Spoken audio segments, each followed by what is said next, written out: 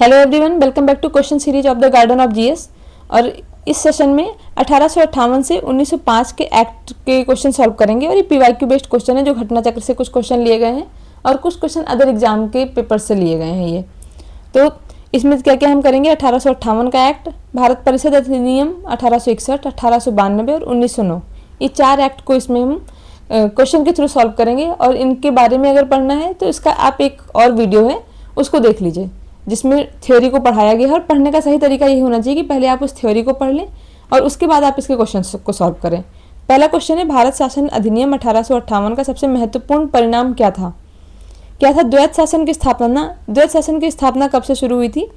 ये आया था 1784 का पिट्स इंडिया एक्ट।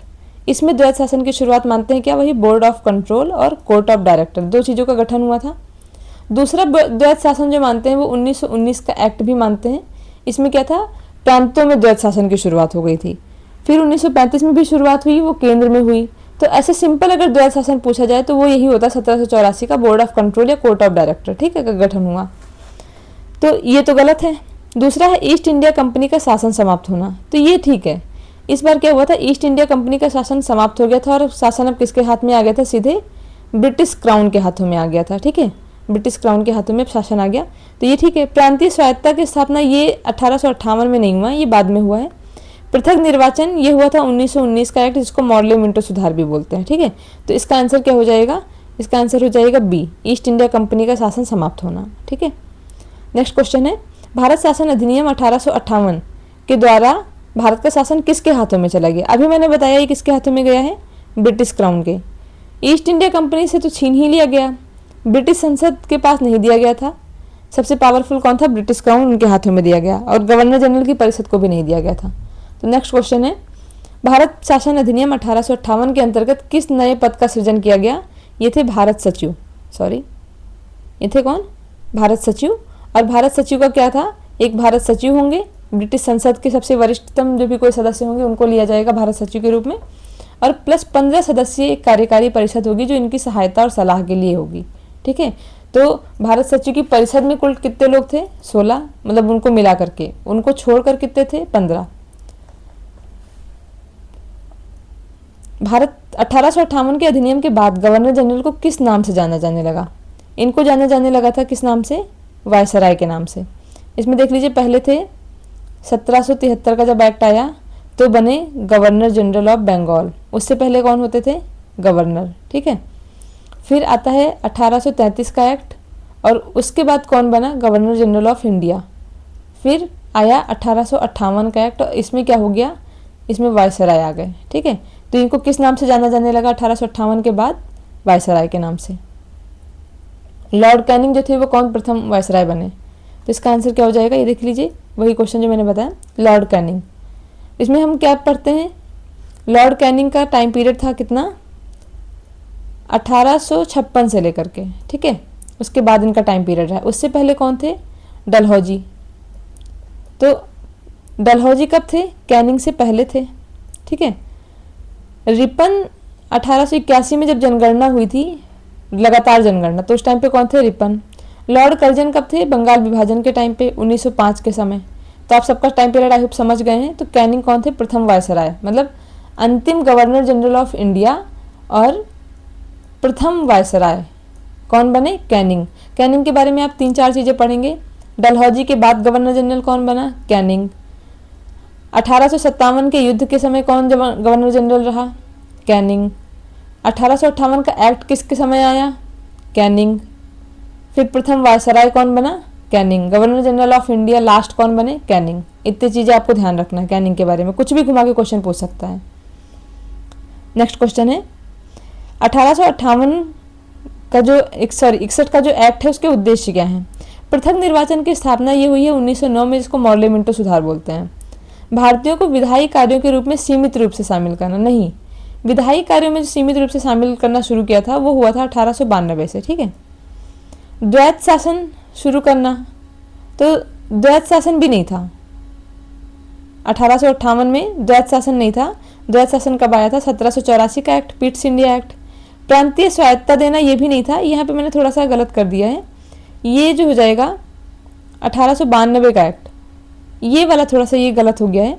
विधायी कार्यों को सीमित रूप से दे दिया गया था इसमें, इसको मैं बता देती हूँ। इसकी एक ट्रिक है, क्या है, ये है ओपीडी में कौन जाता है, वीआईपी लोग। ओ से क्या हो गया, पी से क्या हो गया और डी से क्या हो गया, जिसमें ओ फॉर हो गया ऑर्डिनेंस, मतलब गवर्नर जनरल जो वायसराय जो थे उनको क्या पावर दे दी गई, ऑर्डिनेंस की। जैसे आज के टाइम पे आर्टिकल 1 to 3 में प्रेसिडेंट को पावर दी गई है, और ऐसे ही राज्यों में राज्यपाल को दी गई है ऑर्डिनेंस की पावर। अध्यादेश जिसको बोलते हैं, अध्यादेश की शक्ति किस में दी गई, 1861 के एक्ट में। पी फॉर पोर्टफोलियो, जिससे बोला गया कि अब जो है कई सारे विभाग बना दिए गए, जैसे रक्षा विभाग, वित्त विभाग, गृह विभाग, संचार विभाग, ऐसे करके। डी फॉर डिसेंट्रलाइजेशन हुआ, जिसमें मद्रास और बम्बई, इन दोनों के क्षेत्रों को अलग करके स्वतंत्र कर दिया गया, ठीक है, इनके गवर्नर को स्वतंत्र कर दिया गया। तो ये तीन चीजें हो गई ओपीडी में। वीआईपी का मतलब हो गया वी फॉर विधान, पी फॉर परिषद। विधान परिषद में कौन, इंडियन, ठीक है। तो ये क्या होता है, भारतीयों को सीमित रूप से विधायी कार्यों में सीमित रूप से शामिल करना, जिसमें 3 थे, एक बनारस के राजा, एक पटियाला के महाराजा और एक सर दिनकर राव। 3 लोग भारतीय इसमें शामिल हुए। तो ये ऑप्शन आपका हो जाएगा ऑप्शन बी, सही आंसर हो जाएगा। नेक्स्ट क्वेश्चन, भारत परिषद अधिनियम 1861 के द्वारा किस व्यवस्था को मान्यता मिली। तो वही देखिए आप, पोर्टफोलियो प्रणाली ही है।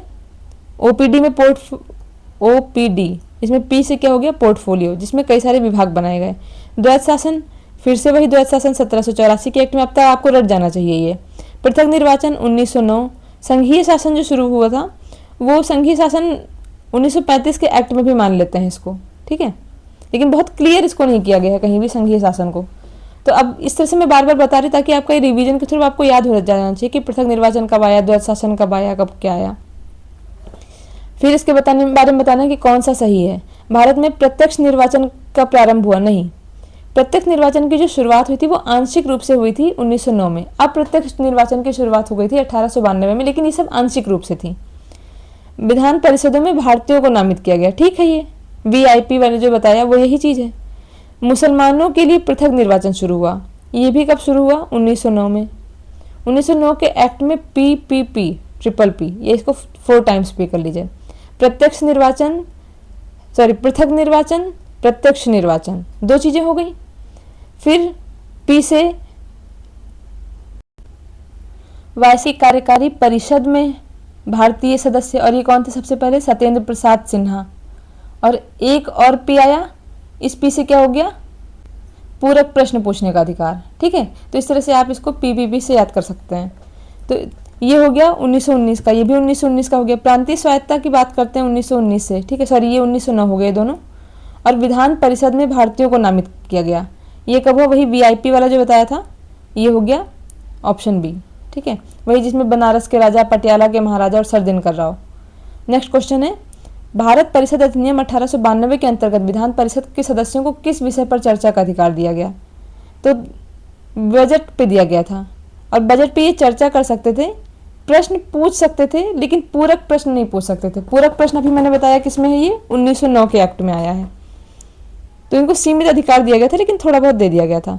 नेक्स्ट क्वेश्चन है, भारतीय यही 1892 द्वारा कौन सा तत्व पहली बार स्वीकार किया गया। 1892 की बात हो रही है, तो ये पृथक निर्वाचन तो है नहीं, ठीक है। पृथक निर्वाचन कब, वही 1909। प्रत्यक्ष निर्वाचन 1909, ये दोनों 1909 में है। सार्वभौमिक मताधिकार तो ये तो बाद में संविधान लागू होने के बाद हुआ है, तो ये तो है ही नहीं।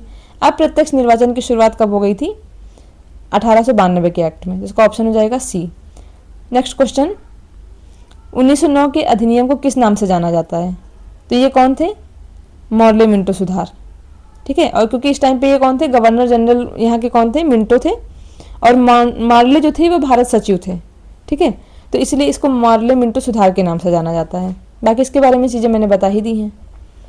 नेक्स्ट क्वेश्चन, 1909 की सबसे महत्वपूर्ण विशेषता क्या थी।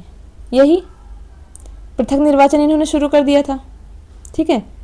बाकी सारे बता चुकी हूँ पहले ही, प्रांतीय स्वायत्तता, द्वैत शासन, संघीय व्यवस्था, सारी चीज़ें बता चुकी हूँ। नेक्स्ट है, 1919 के अधिनियम द्वारा जो पृथक निर्वाचन शुरू किया था वो किसके लिए किया था इन्होंने, ये पृथक निर्वाचन इन्होंने मुसलमानों के लिए शुरू किया था। 1909 वाले में मुस्लिम के लिए था, 1919 में बढ़ा करके इसको इन्होंने ईसाई और जैन, इन सब के लिए भी अलग से कर दिया था। इसका आंसर हो जाएगा मुसलमानों के लिए। नेक्स्ट क्वेश्चन है 1919 के अधिनियम के समय भारत का वायसराय कौन था? तो ये देखिए नाम है इसमें क्या, मॉर्ले मिंटो। तो ये कौन हो जाएंगे? वही मॉर्ले क्या थे, वहाँ के भारत सचिव थे, और मिंटो जो थे वो यहाँ के वायसराय थे। नेक्स्ट क्वेश्चन है 1909 के भारतीय परिषद अधिनियम के समय भारत का राज्य सचिव कौन था? वही फिर चीज़ें रिपीट हो गई हैं। अब जॉन मार्ले हो जाएंगे भारत परिषद के वहाँ के सचिव, और मिंटो क्या है यहाँ के वायसराय। ठीक है, ऐसे मॉन्टेग्यू चेम्सफोर्ड में मॉन्टेग्यू जो है वो है राज्य सचिव, और चेम्सफोर्ड जो है वो हो जाएंगे वायसराय। नेक्स्ट क्वेश्चन 1909 के अधिनियम के अंतर्गत वायसराय की कार्यकारिणी परिषद में प्रथम भारतीय सदस्य कौन बना? पहले बता रखा है, सत्येंद्र प्रसाद सिन्हा। ठीक है, तो इसका आंसर बी हो गया। नेक्स्ट क्वेश्चन निम्न में से किस अधिनियम ने पहली बार भारत में पृथक निर्वाचन की व्यवस्था शुरू की? इसका आंसर बहुत बार बताया है अभी, 1909। नेक्स्ट क्वेश्चन, इसको सीक्वेंस में लगाना है। तो देखिए सीक्वेंस में लगाना इसको बहुत आसान है। अब ऑब्वियस सा है, सबसे पहले क्या आएगा 58, फिर 92 नहीं, 58 के बाद आना चाहिए 61, फिर 92, फिर 1909। तो आंसर क्या हो जाएगा? सी। ये तो बहुत सिंपल क्वेश्चन था। नेक्स्ट क्वेश्चन, इसको मैच करना है। तो पृथक निर्वाचन 1858 में नहीं, ये कब आया था? 1909 में आया था, तो ये तो गलत हो गया। पोर्टफोलियो ये ठीक है, द्वैत शासन नहीं, ये 1784 में आया था, और प्रांतीय स्वायत्ता ये भी गलत है। तो इसका आंसर क्या हो जाएगा? बी। नेक्स्ट क्वेश्चन, इन दोनों में डिफरेंस बताना है। 1858 और 1909 के एक्ट में सबसे बड़ा जो अंतर था वो क्या था? क्या बोल रहे हैं कि 1858 में क्राउन शासन आया, ठीक है, जबकि 1919 में भारतीय प्रतिनिधित्व का विस्तार हुआ। ठीक है, इसमें विधान परिषद में सदस्यों की संख्या बढ़ गई थी, तो ये ठीक है। 1858 में पृथक निर्वाचन आया नहीं, ये कब आया? 1909 में। 1909 में कंपनी शासन समाप्त हुआ नहीं, ये दोनों एक्सचेंज हो गए हैं। 1858 में द्वैत शासन स्थापित हुआ नहीं, ये भी गलत है। तो इसका आंसर क्या हो जाएगा? ए। ठीक है, नेक्स्ट है, इसमें क्या बोल रहे हैं कि प्रश्न पूछने, विधान परिषद में प्रश्न पूछने तथा बजट पर चर्चा की अनुमति कब दी गई? तो जो शुरुआत हो गई थी वो कब से हो गई थी? 1892 के एक्ट से, और बाद में पूरक प्रश्न पूछने की जो शुरुआत हो गई थी वो हुई है 1909 के एक्ट से। नेक्स्ट है 1858 के अधिनियम ने ईस्ट इंडिया कंपनी के शासन का अंत कर दिया। ठीक है ये, और उसकी जगह पे कौन आ गया? यहाँ का शासन सीधे क्राउन के हाथों में आ गया, ब्रिटिश क्राउन के। इसके बाद भारत का शासन ब्रिटिश क्राउन के अधीन आ गया। ठीक है ये भी, तो क्या हो जाएगा? ऑप्शन ए सही, बी सही, तो दो तो ऑप्शन ऐसे सही ही होंगे, तो क्या हो जाएगा इसका आंसर? सी हो जाएगा, दोनों सही। नेक्स्ट क्वेश्चन, 1909 के सुधारों ने भारतीयों को विधायी संस्थाओं में अधिक प्रतिनिधित्व दिया, लेकिन साथ ही सांप्रदायिक प्रतिनिधित्व को संस्थागत रूप दे दिया। ये कब की बात हो रही है? तो ये सिंपल सा 1909 के सुधार क्वेश्चन में ही लिखा हुआ है, और संस्थाओं में अधिक प्रतिनिधित्व भी दिया था, जिसको बोलते हैं कि इन्होंने क्या किया, पी फॉर ये था पृथक निर्वाचन, जिसको सांप्रदायिक प्रतिनिधित्व बोल रहे थे, और यहाँ पी फॉर हो गया परिषद में शामिल होना। ठीक है, तो ये कौन सा एक्ट हो जाएगा इसका? 1909 का, डी। नेक्स्ट क्वेश्चन, इसको मैच करना है। 1858 में क्राउन शासन, ठीक है ये। 61 में पोर्टफोलियो, ये भी ठीक है। 1892 में बजट पर चर्चा, ये भी ठीक है। 1909 में पृथक निर्वाचन, ये भी ठीक है। तो इस तरह से इसका आंसर क्या हो जाएगा? डी। सारे ही इसके आंसर हो जाएंगे। ठीक है, तो ऑप्शन डी हो जाएगा। ठीक, तो आज के लिए इतना ही। Thank you so much.